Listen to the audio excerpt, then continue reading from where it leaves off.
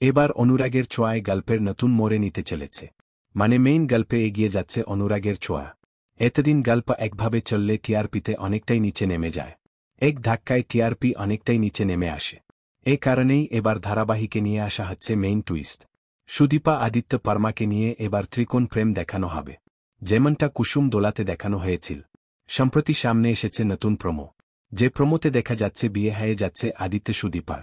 এদিকে অব্র পরমার বিয়ে হওয়ার পর পরমাকে বাড়িতে আনার পর অব্র জানতে পারল যে পরমা আদিত্যকে ভালোবাসে। এই কারণেই অব্র পরমাকে ছেড়ে অনেক দূরে চলে যা, মানে তার কাজের দোহাই দিয়ে পরমাকে রেখে চলে যা। এবার শুরু হবে ত্রিকোণ প্রেমের গল্প। সবাই ভেবেছিল হয়তো পরমাকে পজিটিভ দেখানো হবে, কিন্তু না, পরমাকে নেগেটিভ দেখানো হবে। পরমা অব্রকে বিয়ে করলেও এখনো মনে মনে আদিত্যকে ভালোবাসে। পরমা বলে, আমি অন্যের হাত ধরে এ বাড়িতে এসেছি ঠিকই, কিন্তু আমি মনে মনে তোমার কাছে এসেছি। তার মানে আগামীতে আদিত্য পরমা এবং সুদীপাকে নিয়ে দারুণ ড্রামা হবে, এতে করে টিআরপিও বাড়বে। তাহলে আগামী 2-1 সেপ্টেম্বর 1 ঘন্টার মহাপর্বের পর থেকেই মেইন গল্পে এগিয়ে যাবে অনুরাগের ছোঁয়া। তাই কোনোভাবেই মিস করবেন না অনুরাগের ছোঁয়া।